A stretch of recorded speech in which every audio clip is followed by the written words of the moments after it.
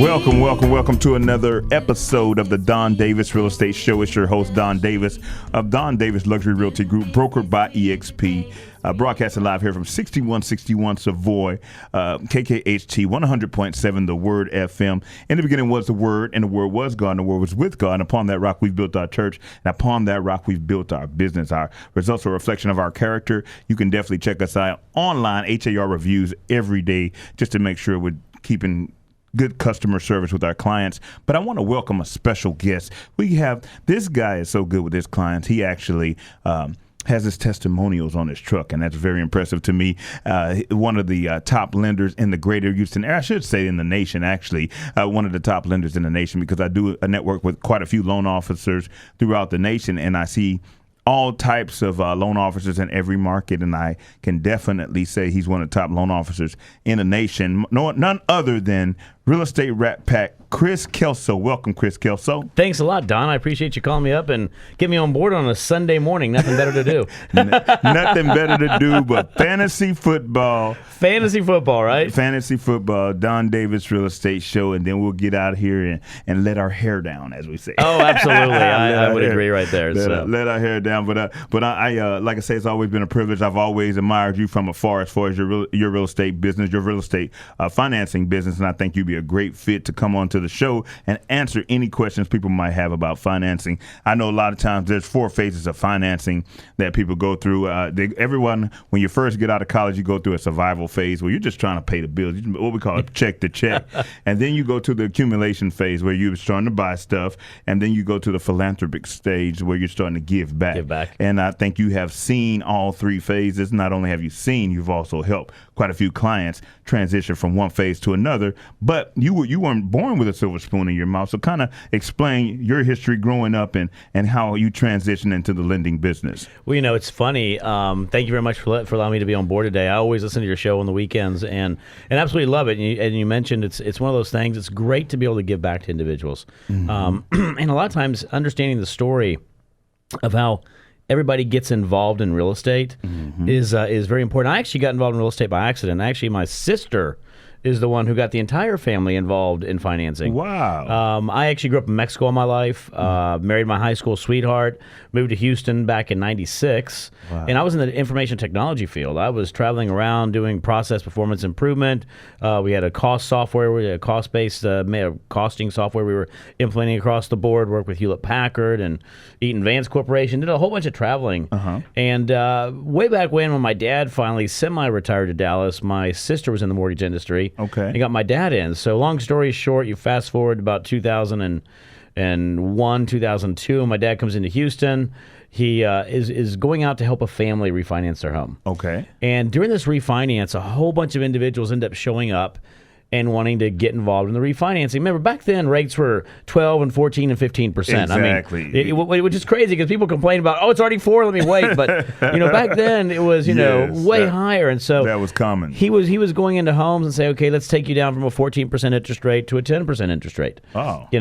And helping a lot of these individuals out and walking into these homes, it was called an FHA streamline refinance. I remember. And he called me up one day and said, son, I've got so many deals in Houston. Would you mind getting involved in the real estate industry on the weekends on the side and help me out with these clients I have in Houston? Because he was living in Dallas. Oh, wow. Okay. So that's how I got it. So I started doing that, and all of a sudden I started realizing, man, what was really cool about real estate and financing was you could help people reset their lives or set their lives and their financial future up very good by doing the right thing. I tell everybody, no matter what you do, always do the right thing, independent of how it impacts your wallet, independent of how it impacts your life. Do the right thing for them so that they have a better life. And so one day I got a call and said, hey, how would you like to open up an office for us for this mortgage company in Dallas and Houston?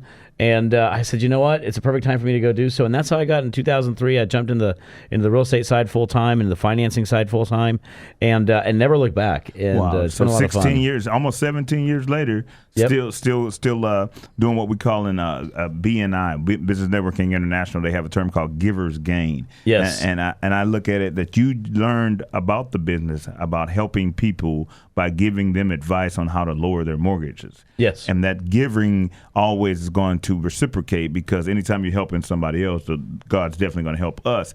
And so you went into a business looking not only just income potential, but Right. actually initially looking to save people money. And now since then, you've grown and grown and grown 17 years later. So kind of talk about, once you got in the business, some of the awards you've received. Well, actually, we're going to go ahead and go to our first break. When we come back, Kelso's going to talk about some of the awards he's received, some of the obstacles he's overcome, but at the same time, how he's able to continue to expand and attract great talent in the mortgage business. Go ahead. Love where you live, love where you work. DDLRG.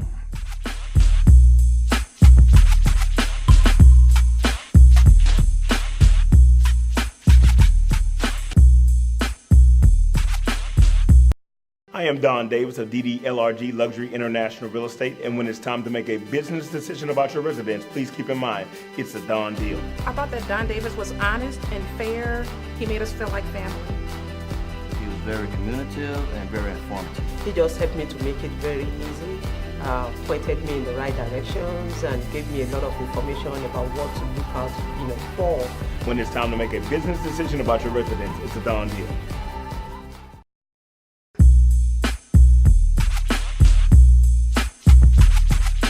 Hey, we're back.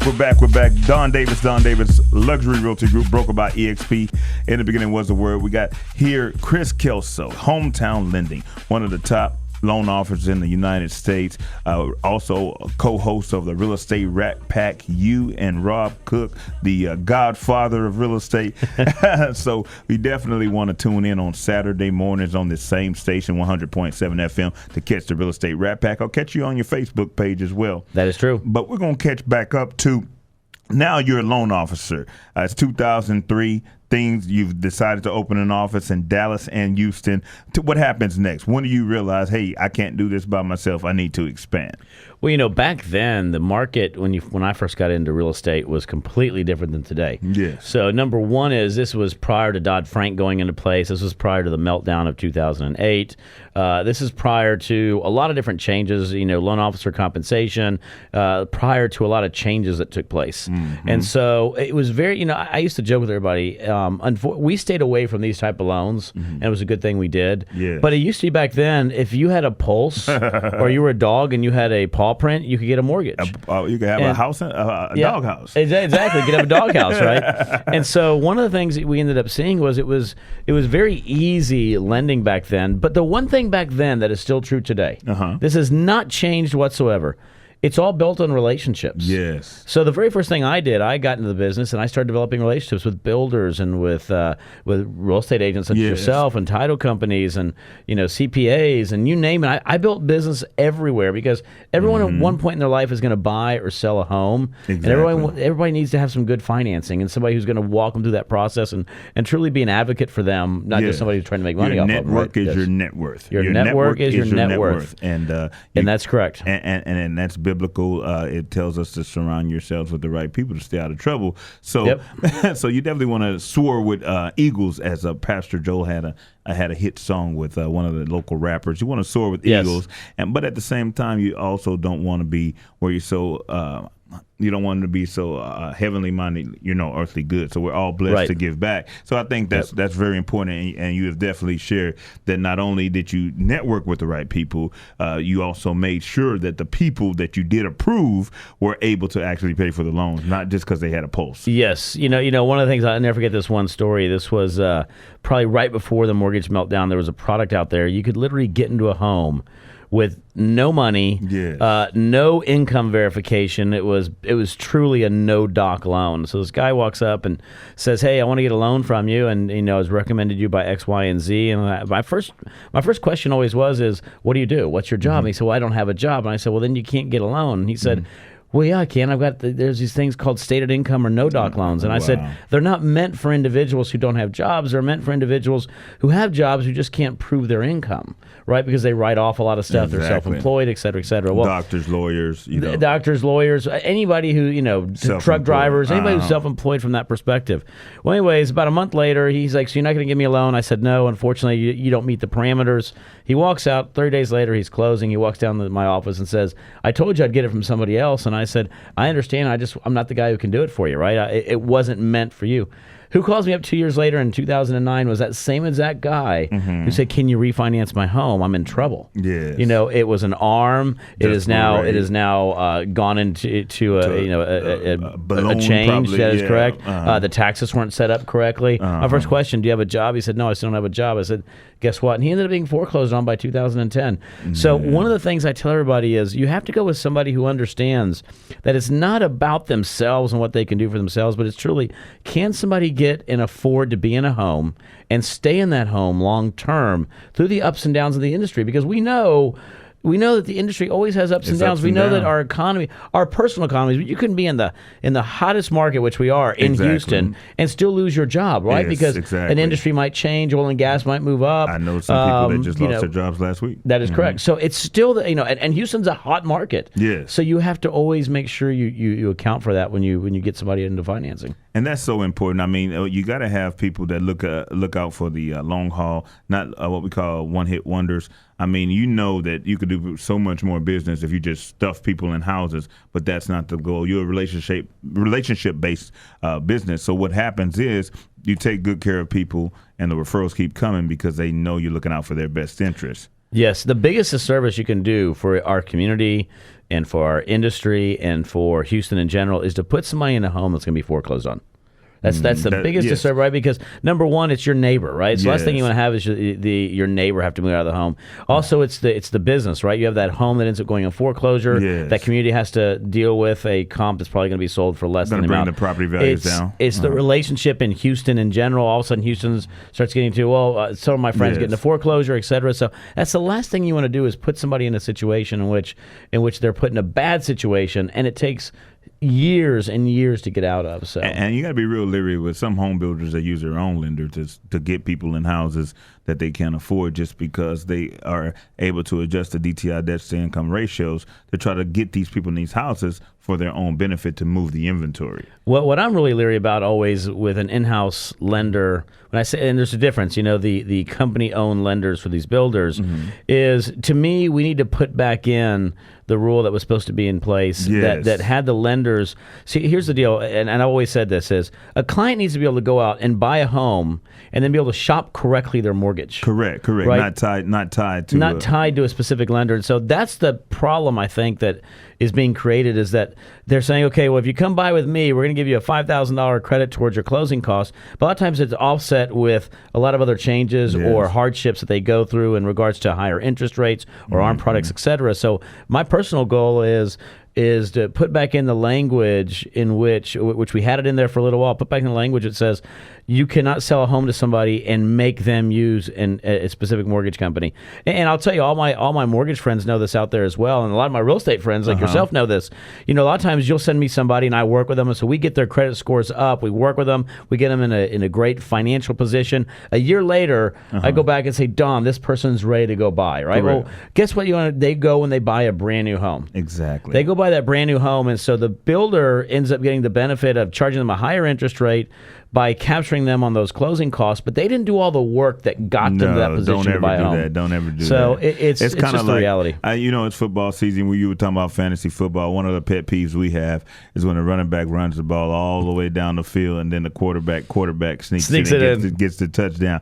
So the builder's quarterback sneaking after you did all the hard work getting them in a good financial position to where they can buy a house. Oh, yeah. Then they all of a sudden get amnesia and use the builder's lender. I do not like that at all. Don Davis Luxury Realty Group, my team, my guys at EXP, we do not do that. We're all about making sure the business stays with the person that did the work. So if you did the work, you said, hey, because a lot of people won't even give them the time of day. Oh, absolutely. But you took the time to say, okay, this is your situation. I'm not saying no. I'm just saying not now. Yep.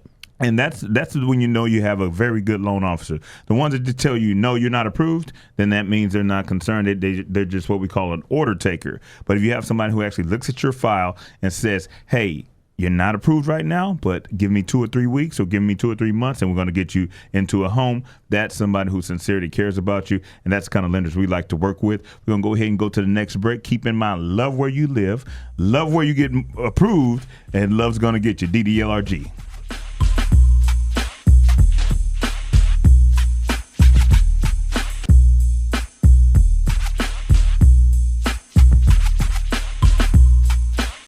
I am Don Davis of DDLRG Luxury International Real Estate, and when it's time to make a business decision about your residence, please keep in mind, it's a Don deal. Not only do we take care of our clients and our communities, we also are well kept here at DDLRG. When it's time to make a business decision about your residence, it's a Don deal.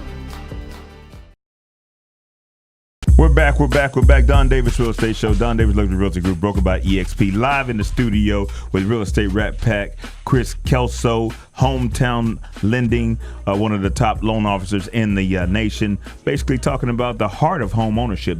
Basically the heart of home ownership is making sure that whoever you're able to get approved, make sure they can actually afford the home, and make sure you're not money hungry. You realize the business is a ministry and you're in it to help people, not hurt people. It's a ministry, not a misery. Yeah, very good. Yes, totally agree. And some people are trying to turn the mortgage business into a misery. And the main thing I said, matter of fact, I was so happy a couple years ago when they said everybody had to have a license, an NMLS ID. Remember, before that, you didn't have to have an NMLS ID. Well, you go back to what took place. So we had the financial meltdown, and then in 2010, Dodd-Frank came out, and Dodd-Frank changed the whole industry, and you had to do more advanced training. You had to have the NMLS ID. You have to have ongoing 8 hours education.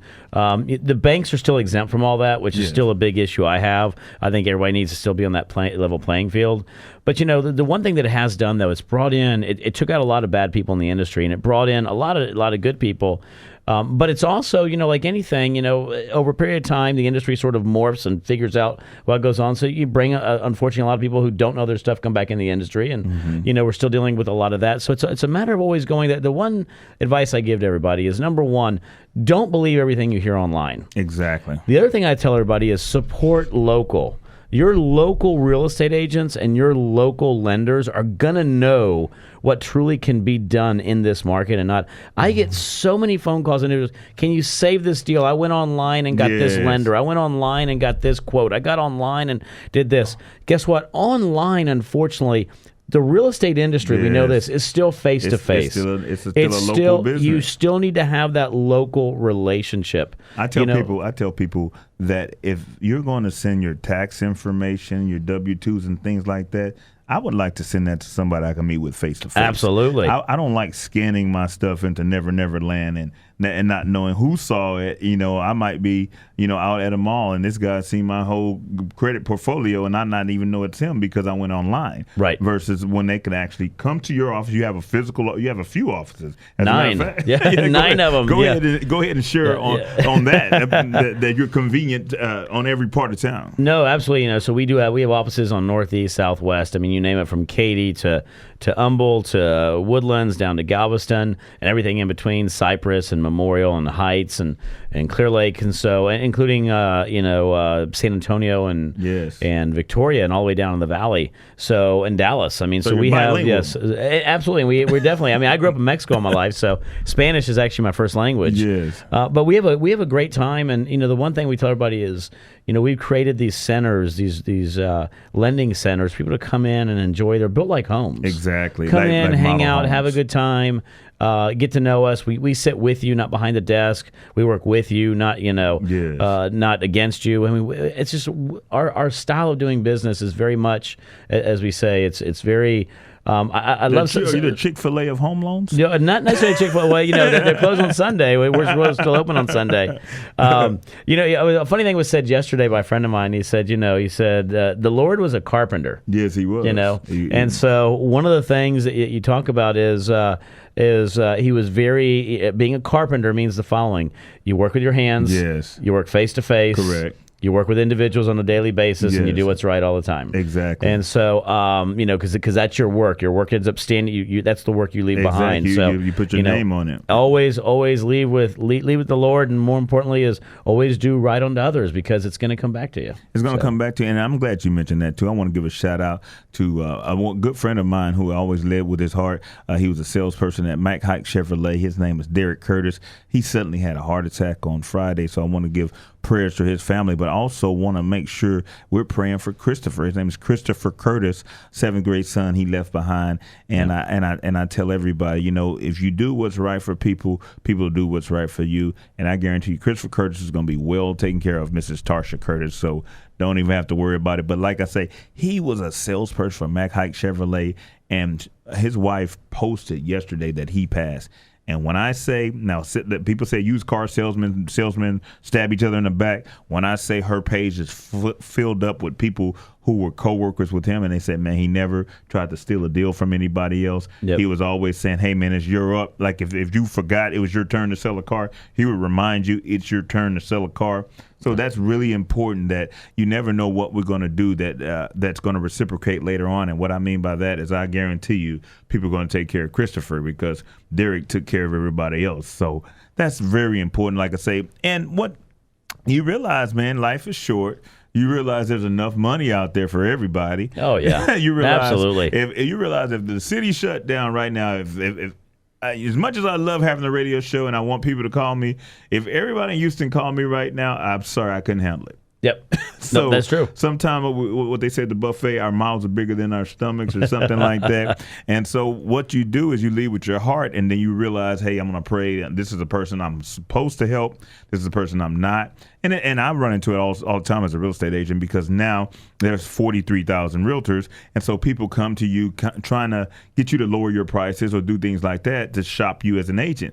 And so what I had to kind of do a reality check with myself is I had to say, go ahead and say, I want to help who God wants me to help. I want to help who needs my services. I don't want to have to bid for your business. Now, I'll interview for your business, but I'm not going to get in a bidding war about donating all my commission to you. So, you know what I mean? So, absolutely. So, I mean, that's very important. Do you run into that? Do people try to shop you on rates and things like that? I tell everybody is there's the best question I think anybody could ever ask me is, what's your rate, right? And the reason why I say that is because that means they're interested in getting financing. Yes. Same thing they ask you, hey, what do you charge to sell my home? Exactly. Let's have a meeting. It's actually the greatest question we can all get. What we all fail at, what a lot of loan officers and what a lot of real estate agents fail at, is understanding how to identify that question and then answering it the right way. Yes. Which is develop and understand why the client is looking at financing, or what their ultimate goals are, what they're trying to achieve. What's the big why around that? And then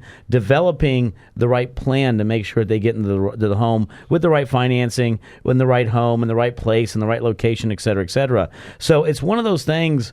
Is those questions I love, but I never end up answering, because if it's all about rate, then it's irrelevant about the relationship, right? If it's all about your commission, it's irrelevant about the relationship, because you're going to earn what you do by the job that you do on a daily basis in helping everybody, understanding what their short-term and long-term goals are, and also understanding, here's the one thing I did this video the other day, understanding that real estate is all about leveraging your real estate financing and your real estate purchases for the greater good of not only what you can achieve, but what you can do for others. Exactly. So if I can help you get the best price possible on a home, if I can help you, if you can get them the best product possible, then you shouldn't be beating him up over rate. You shouldn't be beating me up over commission. As a matter of fact, have you ever seen anybody at Starbucks go to the counter and try to haggle the price of a cup of coffee? Never. Never. This is $2.29. I want it for $1.89.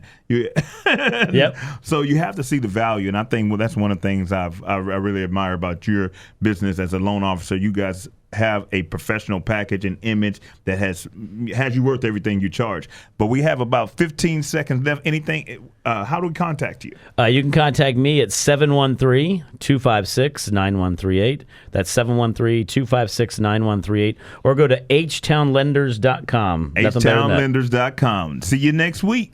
Love's going to get you. Do business with the best in the industry. Do business with the Davis Realty. Do business with the best in the industry. business with the Davis Realty. Do business with the best in the industry. Do business with the Davis Realty. Do business with the best in the